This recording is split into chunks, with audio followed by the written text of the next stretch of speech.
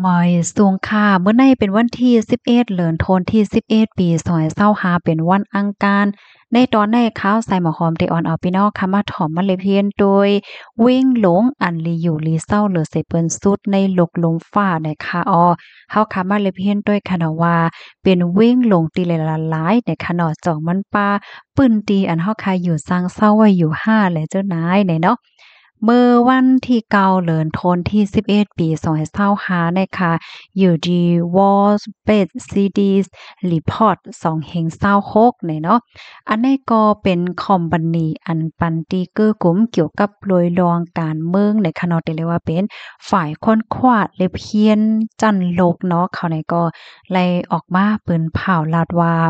เว้งหลงอันมีอาณาเอ็นเฮียงของโลกลมฟ้าที่เรียกว่าไหนเนาะ ตั้งไทยในเขาได้ห้องว่ามหานครทรงพลังของโลกเนี่ยเนาะเว้งหลงอันมีอาณาอ้อจ่าจันโลกแต่เลยว่าเฮ็ดเนี่ยนะลองตั้งตีอันเขาด้วยเหี่ยก็มาเตียบตัดมักมันในแต่ก็เขาได้ด้วยอยู่3ลองในว่านะข้อที่1ก็ลองลีอยู่ลีเศร้าปื้นตีอันลีอยู่ลีเศร้าเฮ็ดจังไหนอำว่าได้เป็นฟิงฟ้าราศีลองกว่าไตเมื่อเหนือลองเซนตาสายตั้ง ป้าเจ๋มลองจัดปันตีก้นเมืองไปกว่าไปมาในนั้นเนาะบางเว้งในเปิ้นเตมีว่าเส้นตั้งในตอนตาลดก้ากว่ามาเส้นตั้งในเป็นตาก้นไปเหี่ยวก็เปิ้นตีแอวแหลอันจื้อเสียงใหญ่อันลองใหญ่แหละเจ้าเนี่ยเนาะที่2ได้ซ้ำเปิ้นโดยดีลวงอันจันจายเนาะอำว่าได้เป็นมีอำว่าได้เป็นเปิ้นที่อันมีหาราตั้งกินที่เข้มโคงหนีปืน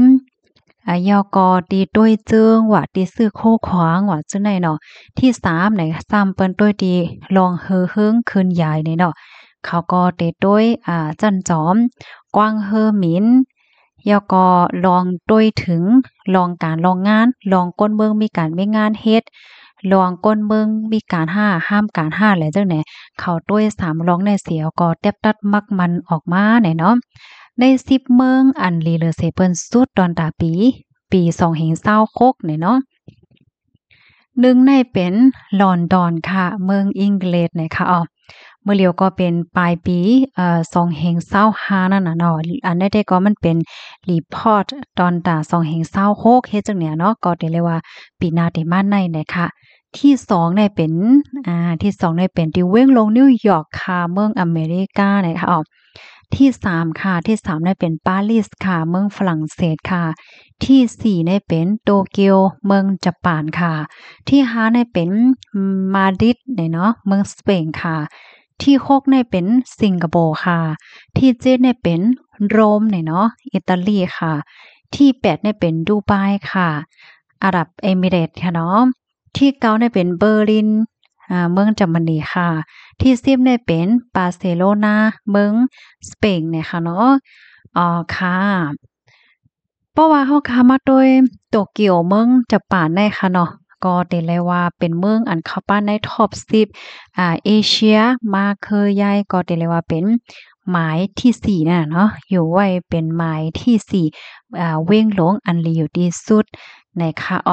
ปยก็มีสิงคโปร์และดูไบเนี่ยค่ะอันนี้เป็นตอนตาเมืองอันอยู่ทางปอตอนเอเชียเนาะ ค่ะดอนตาเมืองไทยค่ะเนาะเมืองไทยเนี่ยก็ได้เลยว่าคืนมาเฮียงเหมือนกันเฮ็ดจังไหนคะเมื่อปี2525นั่นนะเมืองไทยเนี่ยอยู่ไว้หมาย32ก้อยกะว่าตอนตาปี2026ในมาเป็นหมายที่22เนี่ยค่ะเนาะก็ได้เลยว่ามันเด้อหลีมานั่นค่ะน่ะเนาะในเปิ้นก็หันถึงว่าเมืองไทยเนี่ยก็มันมีปื้นตีมันน่ะว่าซื้อโคของว่าอาหาราตั้งกินว่าสังว่าจื้อนายเฮ็ดแหน่เนาะค่ะข้อมูลตอนในเนี่ยข่าวเนี่ยก็เลยเปิงอิงออกมาที่ Wall Based Studies เนี่ยค่ะเนาะเป็นอันฝ่ายค้นคว้าเว้งหลงเนาะเว้งหลงในโลกโลกฟ้าเนี่ยค่ะค่ะพี่น้องค่ะรับถมยอหันถึงจึงหือพองค่ะค่ะเดไขย้อนไขแหน่อีกหนึ่งเนี่ยค่ะเนาะ เพราะว่าเฮาคามาด้วยตัวอย่างเปิงแตงมันแหน่นิวยอร์กค่ะเนาะนิวยอร์กในเป็นไว้หมายสองค่ะเนาะจอมหนังอันที่ฝ่ายค้นคว้าในไรแต้มต่างไว้นั่นแหละเพราะว่าเฮามาด้วยเนี่ยก็ฟิงฟ้าราศีแน่มันก็หลีแต่ค่ะนะอ่าแห้งแหน่ลมกัดลมเย็น ลมกัดลมเย็นยอก็ลมจืนใสมันเปิ้นฮ้อว่าอากาศซ่าเนี่ยอันลมว่าสว่าความไทยเขาฮ้อว่าอากาศเนาะอากาศหลีอันว่านั่นน่ะอากาศหลีเนี่ยฟิงฟ้าราศีหลีฟิงฟ้าราศีเนี่ยหลีเต้นอังว่าค่ะนะอันนี้ก็ยอมรับอยู่ยอมรับให้เนี่ยเนาะย่อก็เที่ยงอันหนึงข้อที่2ในจอมเซ็นตาสายต้างเนี่ยก็แม่นได้ค่ะนะมืออ่อนตั้งในเพราะว่านิวยอร์กในแน่ใจเฮาคาค่ะเนาะเฮาคาที่วนหันถึงว่ามันสิมีคนตกลงเต็มกว่าเสียงหมดตั้งก็กาในกาบลงไว้กากลับหน้าสังสิงให้เนี่ยเนาะก้อยก็ว่าเพราะว่ามาหันยาวในกาเนี่ยกลับค่ะนะเปิ้นเฮ็ดไว้เส้นตั้งในกว้างๆค่ะกูก็เส้นตั้งในกว้างหลีหนาในค่ะเนาะรถกาเนี่ยก็มันบ่กลับกาหือค่ะ เพราะว่า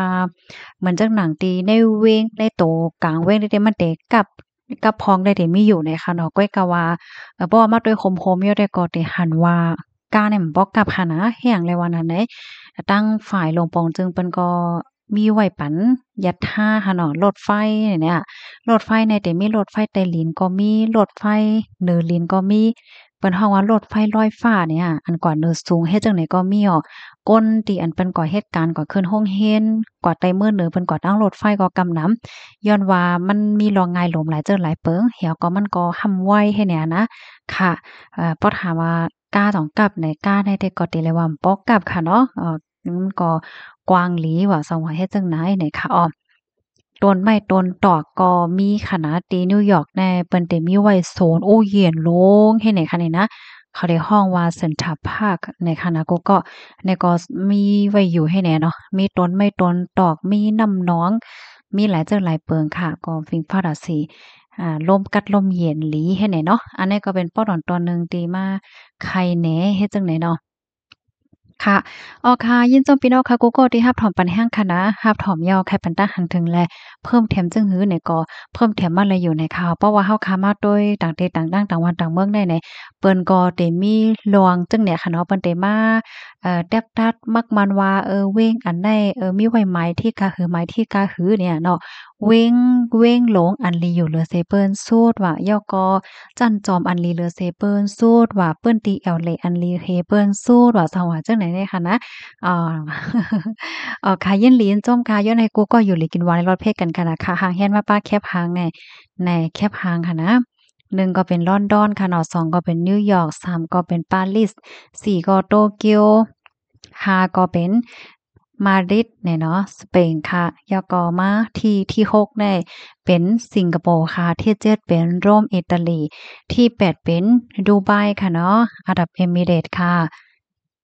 ที่9ก็เป็นเบอร์ลินเมืองเยอรมนีที่10ก็เป็นบราเซโลนาเมืองสเปนนะคะเมืองเกาะกรุงเทพเนี่ยอยู่ไว้หมายที่22นะคะอ๋อค่ะยินจำกัวก็ค่ะที่รับถอนปันแห้งค่ะเอาใหม่ส่งค่ะ